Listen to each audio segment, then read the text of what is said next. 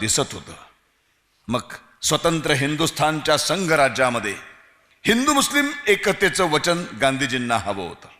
त्यासाठी त्यांनी प्राणांतिक उपोषण करायचं जाहीर केलं.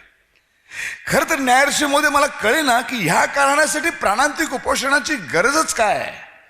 कारण गांधींच्या शब्दाला हिंदू आणि मुसलमान दोन्हीकडे इतकं वजन होतं, इतका मान होता की त्यांच्या एका शब्दासाठी वचन द्यायला तयार झाले असते. पण विचार केल्यानंतर लक्षात आलं की या उपोषणाचं मुख्य कारण वेगळंच होतं. हिंदुस्थान शासनाने म्हणजे सरदार वल्लभभाई पटेलांनी पाकिस्तानला 55 कोटी रुपये द्यायला ठामपणे नकार दिला होता. ते 55 कोटींचं द्रव्य पाकिस्तानला द्यायला भाग पाडायचं, त्यासाठी स्वतःच्या जीवाची भीती दाखवायची म्हणून सुरू केलेलं ते उपोषण होतं. आणि याचाच फायदा ब्रिटिशांनी घेतला आणि त्यांनी कायमच गांधीजींना हिंदू मुस्लिम एकतेच्या आनंद सागरात पोहायला सोडलं आणि सुखेने या देशावर राज्य केलं. न्यायाधीश महोदय, भारतभंजनाच्या वेदना आणि गांधी वधाची शोकांतिका याचा मला कणभरही आनंद होत नाही. पण जगाला गेल्या 30 वर्षांच्या गांधी पर्वाचा खरा इतिहास माहीत असायला हवा. गांधींच्या मुस्लिम तुष्टीकरणामुळेच हिंदू मुस्लिम एकतेचा पाया हादरला. की त्याच्या आधीच्या लोकमान्यांच्या पर्वामध्ये एकही हिंदू मुस्लिम दंगा झाला नव्हता. तो गेल्या 25-30 वर्षात सुरू झाला. त्यामुळे पूर्वी आमचे बांधव असलेले 5 कोटी मुसलमान बांधव आता आमचे देश बांधव राहिले नाहीत. आणि या सगळ्याचा परिणाम म्हणजे माझं रक्त खवळलं आणि गांधींचं ते शारीरिक अस्तित्व जे सातत्याने पणाला लावून काँग्रेसला हिंदूंच्या विरोधात भूमिका घ्यायला भाग पाडत होतं, ते शारीरिक अस्तित्व संपवण्याचा मी निर्णय घेतला. मग माझा हा निर्णय पहिल्यांदा मी माझ्या मित्राला म्हणजे नाना आपटेला बोलूनही दाखवला. आणि मग आदली रात्र म्हणजे 30 जानेवारीच्या आधीची म्हणजे 29 जानेवारीची संपूर्ण रात्र मी विचारात घालवली. दिल्लीच्या हिंदू निर्वासित शिबिरामधील स्त्रियांचे आणि लहान लहान मुलांचे आक्रोश माझ्या कानावरती पडत होते.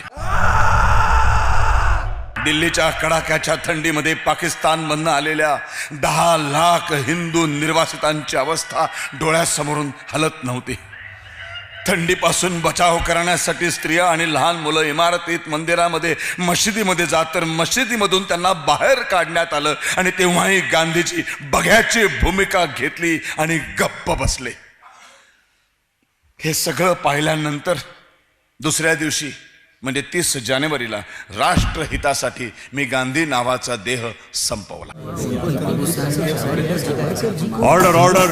न्यायाधीश महोदय, तुम्हाला जी न्यायोचित वाटेल ती शिक्षा मला द्यावी. मला दया दाखवावी की कोणीतरी माझ्यासाठी दया याचना करावी अशी माझी अभिलाषाही नाही. पण माझ्या या कृतीच्या नैतिक अंगाचा ते सर्वांगानं टीकेचं लक्ष झालेली असली तरी माझा विश्वास ढळलेला नाही.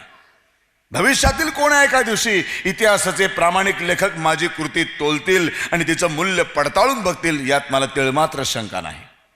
हा हिंदुस्थान एक संध होवो आणि आक्रमकांपुढे शरणागती पत्करण्यास प्रवृत्त करणाऱ्या पराभव गंडाचा त्याग करण्याचे धडे इथल्या हिंदूंना मिळोत, हीच त्या सर्व शक्तिमंताजवळ प्रार्थना. न्यायाधीश महोदय, गेले जवळजवळ 8 दिवस माझं हे वक्तव्य वाचून दाखवण्याची मला परवानगी दिलीत. मला ध्वनिक्षेपक पुरवण्यात आला, त्याबद्दल मी आपला अत्यंत ऋणी आहे. तसेच सरकारी विधिज्ञ, आरक्षी अधिकारी, जेलचे कर्मचारी, बंदीगृहाचे अधिकारी यांनी सर्वांनीच गेल्या 1.5 वर्षामध्ये मला अत्यंत चांगली वागणूक दिली, त्याबद्दल मी त्या सर्वांचा ऋणी आहे. माझं वक्तव्य मी इथेच संपवत आहे. अखंड भारत अमर रहे, वंदे मातरम. अखंड भारत अमर रहे, वंदे मातरम. अखंड भारत अमर रहे, वंदे मातरम. अमर रहे, वंदे मातरम. वंदे मातरम. Order order. वरिष्ठ न्यायासनाकडे पुनरावेदने करणाऱ्यांपैकी आरोपी क्रमांक 1 नथुराम विनायक गोडसे आणि सहआरोपी नारायण दत्तात्रय आपटे यांनी त्यांच्या कन्व्हिक्शनला आव्हान दिले नाही आणि गुन्हा स्वीकारला. त्यांना भारतीय दंडविधान धारा 302 प्रमाणे फाशीची शिक्षा देण्यात येत आहे.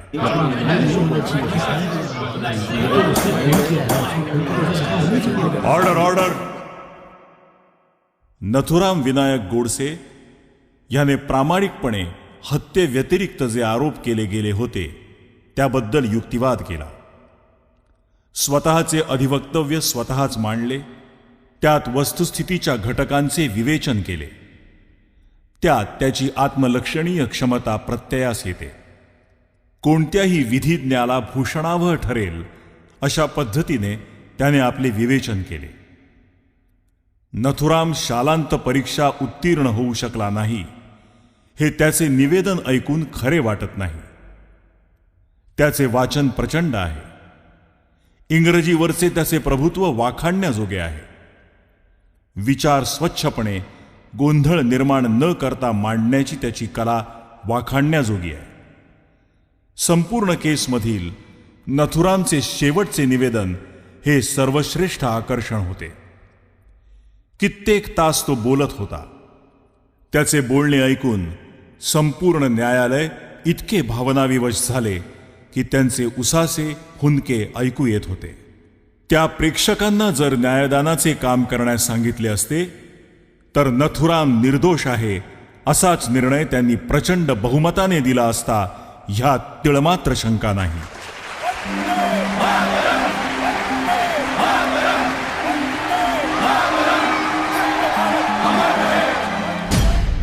आणि अपेक्षेप्रमाणे मला फाशीची शिक्षा सुनावण्यात आली.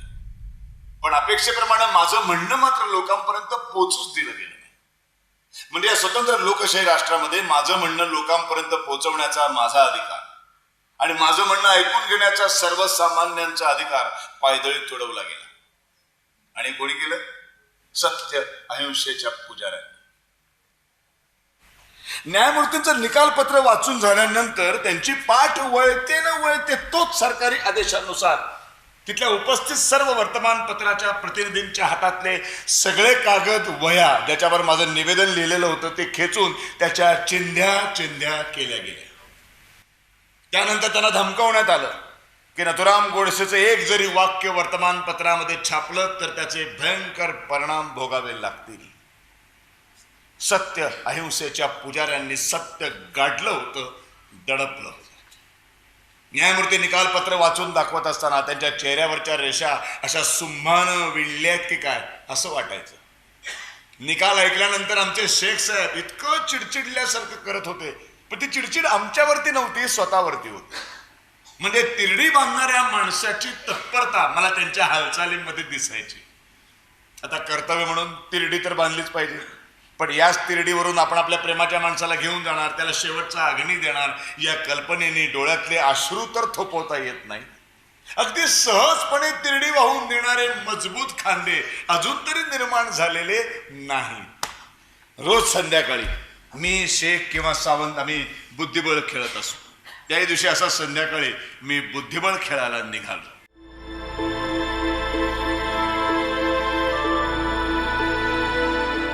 आरोपी क्रमांक 1 नथुराम विनायक गोडसे आणि सह आरोपी नारायण दत्तात्रय आपटे त्यांना भारतीय दंडविधान धारा 302 प्रमाणे फाशीची शिक्षा देण्यात येत आहे. फाशीची शिक्षा देण्यात येत आहे. फाशीची शिक्षा देण्यात येत आहे. सर आपण इथे काय झालं सर? अखेर नथुरामला फाशी झाली. सावंत, फाशी झाली. आपणच त्याला फासाच्या दोरापर्यंत नेऊन पोचवलं. पुढच्या ऑर्डर्स आलेल्या आहेत, त्याला अंबालाला पाठवायच्या. सर पण अंबालाला का? Damn it, Sawant, you should know. फाशीची सोय तिथे आहे म्हणून.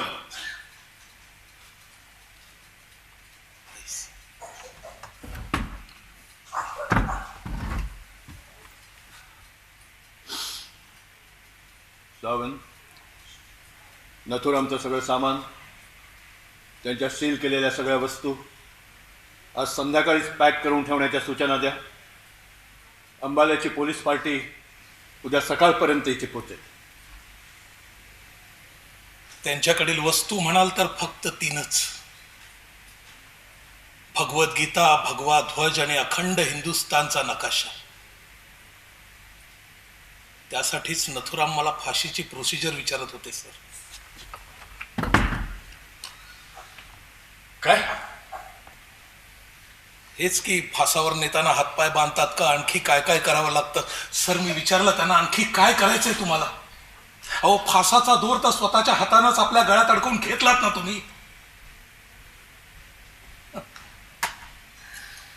म्हणाले की फाशी जाताना हातात भगवद्गीता, भगवा ध्वज आणि अखंड हिंदुस्थानचा नकाशा धरायचा आहे म्हणून. आणखीन काही नाही विचारलं? हेच त्रास होतो का, यातना होतात का? नाही.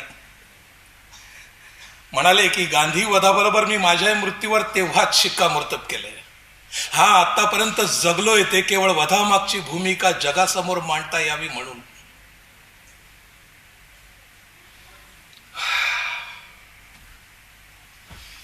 सावंत, माझ्या कारकिर्दीमधली ही 7वी की 8वी फाशी. निर्ढावलेले बदमाश सुद्धा फाशीची शिक्षा ऐकल्यावर कोर्टामध्ये कोसळलेले मी पाहिले. त्यांना वधस्तंभावर खेचत फरफटत न्यावं लागतं. पण ही दोन सुसंस्कृत माणसं, ज्यांनी कधीही कायद्याचं उल्लंघन केलं नाही, ते स्वतःच्या मृत्यूला इतक्या शांतपणे सामोरे जाऊच कसे शकतात? कारण त्यांचा सुसंस्कृतपणा हीच त्यांची खरी शक्ती आहे सर. चला शेख साहेब, बुद्धिबळ खेळायचं ना, पण आज मी ठरवून आलोय, आज बुद्धिबळामध्ये तुमच्याकडनं नक्की हारायचं. तुम्ही कधीच हरत नाही नथुराम, कधीच नाही. तुमचा राजा कधीच मारता येत नाही, कारण तुम्ही तो पटावर कधी उतरवतच नाही. आम्ही स्वतः पटावर उतरतो शेख साहेब. नथुराम, काय? नथुराम, हो प्लीज प्लीज प्लीज. धन्यवाद.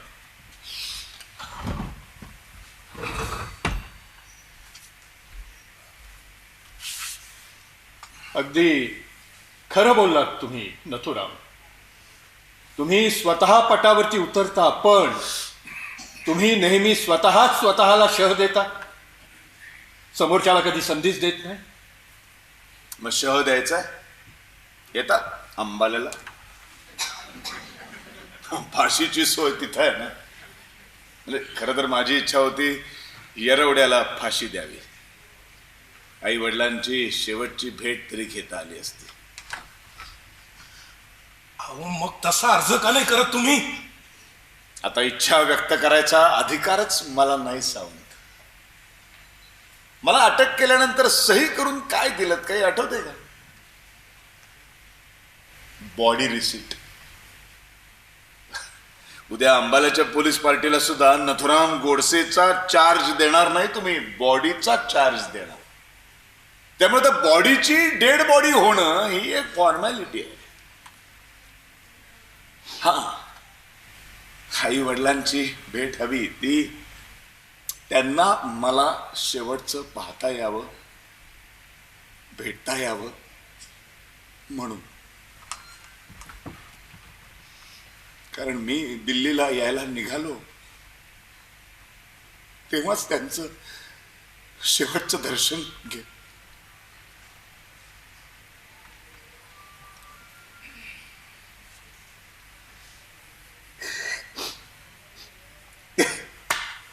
अंबाला नाही का, तर उद्या आपण अंबाल्याला जाणार सावंत साहेब. मला एक सांगा, अंबाल्याला जायचं म्हणजे ते पानिपतामधून जावं लागतं नाही हो? क्या बात आहे. त्या निमित्ताने त्या पवित्र भूमीचं आपल्याला दर्शन तरी घेता येईल नाही तर कोण कशाला जात?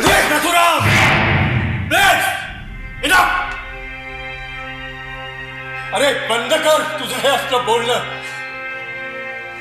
स्वतःच्या मृत्यूविषयी तू बोलतोस तेही इतक्या शांतपणे, इतक्या अलिप्तपणे. खरंच मला चीड येते तुझी Nathuram. I hate you.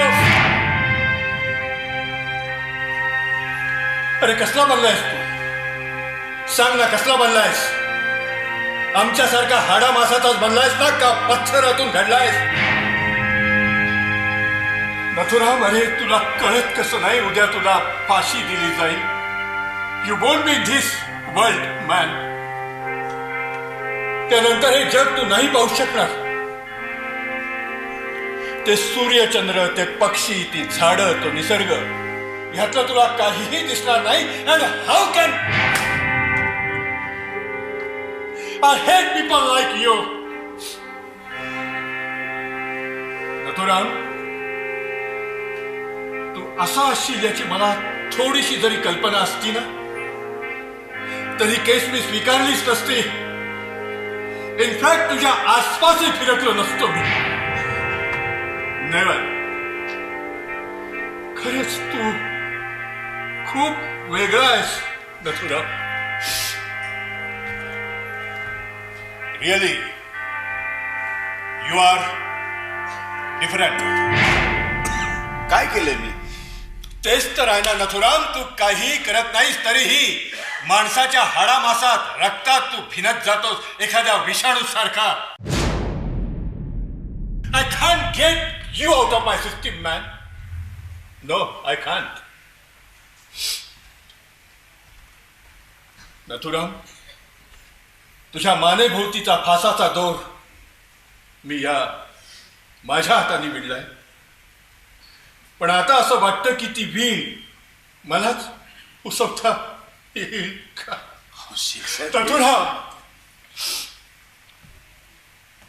Nathuram, मी राजकारणामध्ये कधीही रस घेतला नाही. प्रामाणिकपणे नोकरी केली. कोणताही न्याय करताना कधीही पक्षपात केला नाही.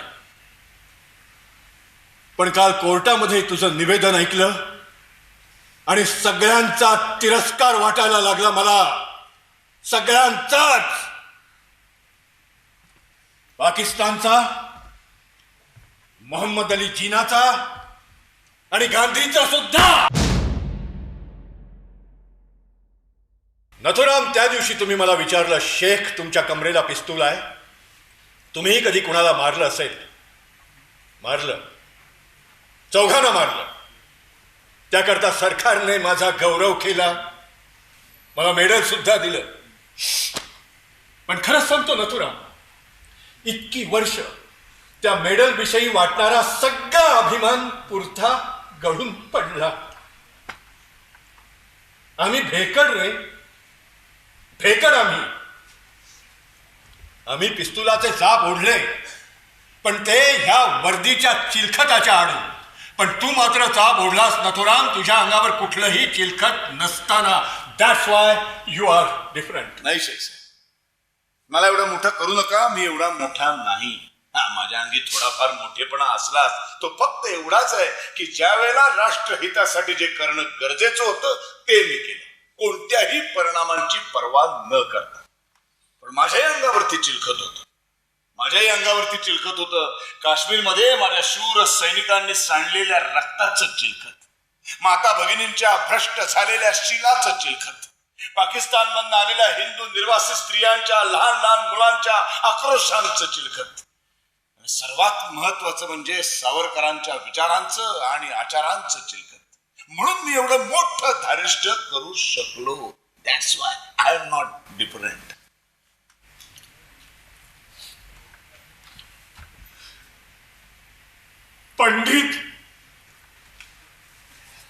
पंडित म्हणाले. पंडित. वा शेख साहेब वा. मधलं सगळं अंतरच नाहीसं केलं तो. आता जे अगदी मनात जे काही आहे ना ते बोलून टाका. मला माहिती आहे तुम्हाला काहीतरी सांगायचंय.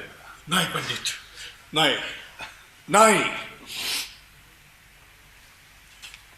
माझ्याशी बोलायची ही शेवटची संधी आहे की नाही? पुन्हा नाही ना बोलता येणार. प्लीज.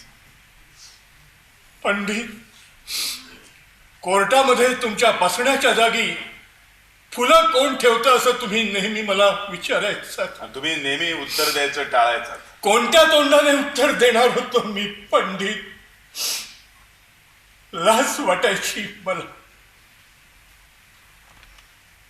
लाज.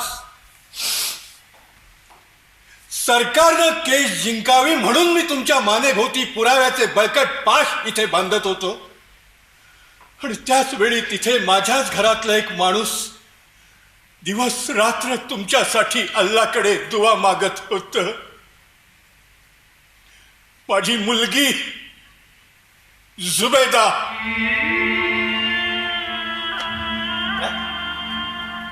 सुभेदा?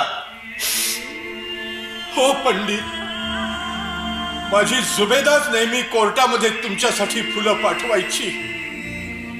आजही, अजूनही दिवस रात्र तुमच्यासाठी अल्लाकडे दुआ मागत असते. आता तर बिचारीला चालवतही नाही, तरीही कशी बशी दर्ग्यावर जाते, चादर चढवते.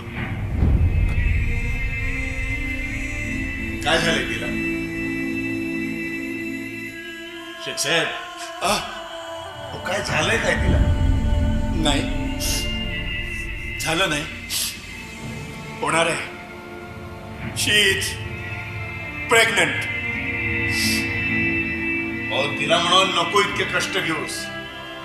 माझ्यावर जर एवढंच प्रेम असेल, या तुझ्या भावावर जर एवढंच प्रेम असेल, तर पोटातल्या बाळाची काळजी. तुला नक्की मुलगा होईल, त्याच्यावर माझे संस्कार कर. या देशाला जर पुन्हा नथुरामची गरज पडली तर जुबेदा, तेव्हा हवा असलेला नथुराम तू जन्माला घाल. नथुराम!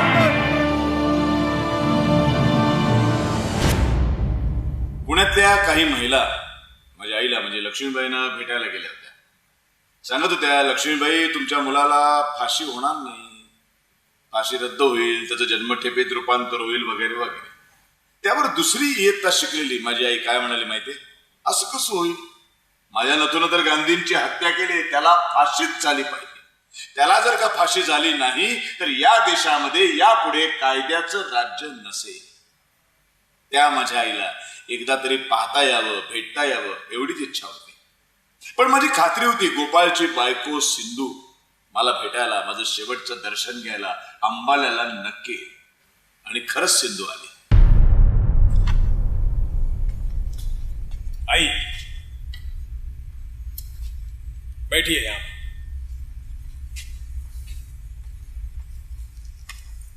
मैं पंडित जी को भेज देता हूं.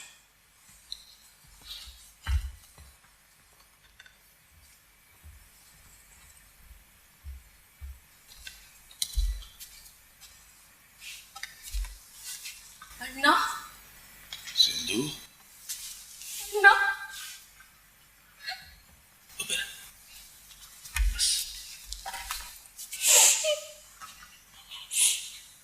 सिंधू तू रडू नकोस असं मी तुला कधीच म्हणणार नाही. कारण मला माहिती आहे गेली 1.5-2 वर्ष तू आई वडिलांसमोर रडली नसेल, मुलींसमोर रडली नसेल, आता गोपाळ समोर सुद्धा रडली नसेल. रडून घे पोरी, रडून घे. कारण पुढची 15 ते 20 वर्ष तुला कोरड्या डोळ्यांनीच जगायचंय. त्यांच्या समोर नाहीच रडले मी. निरोप घेताना ते काय म्हणाले माहिती अण्णा? ते म्हणाले की अण्णा समोर रडणार असशील तर त्याला भेटायला जाऊ नकोस. सिंधू, तुझा नवरा परत तरी येणार आहे ग, पण त्या नानाच्या बायकोनी काय करायचं? नाना म्हणाले त्यांना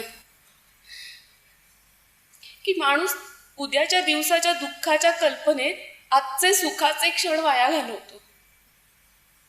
उद्यापासनं तुला रडायचंच आहे तर निदान आज हस ना. मी गेल्यानंतर हवं तर सुवर्णालंकार वापरू नकोस, पण सौभाग्यालंकार वापरायचं सोडू नकोस. कारण तुझ्या नवऱ्याने कुठलंही पातक केलेलं नाही. हे तूही लक्षात ठेव. तुझ्याही नवऱ्यानं आणि दिरानंही कुठलंही पातक केलेलं नाही. सिंधू, फार वाईट दिवस काढतेस ना तू. सुरुवातीचे दिवस खूप वाईट गेले अण्णा, पण आता सवय झाली. कारखाना बंद झाला ना? मिलिटरीने सगळी कंत्राटं काढून घेतली. सामाजिक बहिष्कार चालूच आहे काय ग? सामाजिक नाही, पण राजकीय आणि शासकीय बहिष्कार अजून चालूच आहे. तो कधीच संपणार नाही. जोपर्यंत चलनावरती गांधींचं चित्र आहे तोपर्यंत नाही थांबणार. अण्णा, तसा संपूर्ण सामाजिक बहिष्कार कधीच नव्हता. सगोपरव्यांसारखी माणसं पहिल्या दिवशी पासून माझ्या पाठीशी होती. पैशाची चणचण निर्माण झाली. पैसे मिळवण्याच्या सगळ्या वाटा बंद झाल्या. अण्णा, मी एका न्यायाधीशांच्या घरी घरकामाची नोकरी पत्करली. एक दिवस घरकाम करता करता वर्ड्सवर्थची कविता गुणगुणत होते. ती त्यांनी ऐकली आणि मला त्यांनी विचारलं, तुला इंग्रजी येतं? मी म्हटलं, हो, मी ग्रॅज्युएट आहे. मग घरकाम का करतेस? म्हटलं, दुसरं कुठलंही काम मिळत नाही म्हणून. त्यांनी मला माझं नाव विचारलं. मी म्हटलं, मी सौभाग्यवती सिंधू गोपाळ गोडसे. लगेच दुसरा प्रश्न आला, गांधी हत्या करणाऱ्या नथुराम गोडसेंच्या तुम्ही कोण? म्हटलं, वहिनी. मग म्हणाले, उद्यापासून घरकाम करू नका. मी जायला निघणार तेव्हा पुन्हा हाक मारली आणि म्हणाले, उद्यापासून माझ्या पत्रव्यवहारांच्या इंग्रजी कागदपत्रांचं काम तुम्ही बघा. त्यामुळे सहानुभूती पहिल्या दिवशीपासूनच होती. सहानुभूतीवर जगू नकोस, स्वाभिमानानेच. मी का कोणाच्या सहानुभूतीवरती जगू? कुणी माझी कीव करावी असं माझ्या पतीने आणि माझ्या धीराने काय केले? हाच बाणा जोपास. अण्णा, तुम्ही शेवटचं पुणं सोडलत ना, त्याच्या आदल्या दिवशीची रात्र दोन्ही मुली खूप रडत होत्या. तुम्ही म्हणालात, सिंधू त्यांना माझ्याकडे दे आणि तू झोपायला जा. मध्यरात्री मला जाग आली. कानावरती बोलण्याचा आवाज आला म्हणून मी येऊन बघितलं. दोन्ही मुली कधीच झोपल्या होत्या, पण तुम्ही मात्र जागे होतात. त्यांना थोपटत त्यांच्याशी बोलत होतो की, बाळानो, उद्यापासनं अंगा खांद्यावरती खेळवायला तुमचा काका नसेल, त्याला क्षमा करा. अण्णा, तुमचं ते वाक्य ऐकलं आणि अंगावर सरसरून काटा आला माझ्या. काहीतरी भयंकर होणार याची कल्पना मला आली, पण हे इतकं भयंकर असेल असं नव्हतं वाटलं मला. अण्णा, मला नेहमी एक प्रश्न पडतो. कोणता? गांधी हत्या आवश्यक होती की नाही मला ठाऊक नाही, पण जर ती आवश्यक होती तर एवढ्या 40-50 कोटीच्या देशात जोहार करायला एकटे गोडसेच का? तुझा प्रश्न चुकला, सिंधू. तू म्हणाला होतास, अरे वा, 40-50 करोडच्या या देशामध्ये जोहार करायची संधी फक्त गोडशांनाच मिळाली. अरे वा. अण्णा, मुली मोठ्या झाल्यावरती त्यांना काय सांगू? संपूर्ण सत्य. त्यात लपवण्यासारखं आहेच काय? आणि मुली मोठ्या होण्याची वाट बघू नकोस. आत्तापासून त्यांना संपूर्ण सत्य सांगायला सुरुवात कर. माझ्या अस्थि विसर्जनाचा क्षण जर तुझ्या आणि गोपाळच्या जिवंत असेपर्यंत आला नाही तर ती जबाबदारी तुम्हाला त्यांच्यावर सोपवायची. त्यामुळे संपूर्ण सत्य सांगायला सुरुवात कर. मी त्यांना संपूर्ण सत्यच सांगेन अण्णा. येते.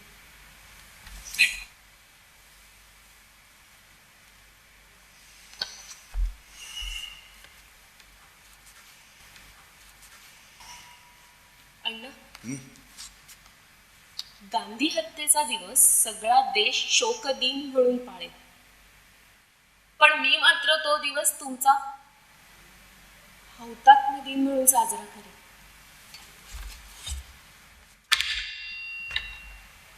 सिंधू, अभिमान वाटतो पोरी तुझा. अभिमान वाटतो मला. सिंधू अंबाल्याला आली आणि अंबाल्याला आणखीन एक व्यक्ती अगदी आवर्जून मला पुन्हा एकदा भेटायला आली. पेशानं वकील असलेले गांधींचे सुपुत्र देवीदास गांधी.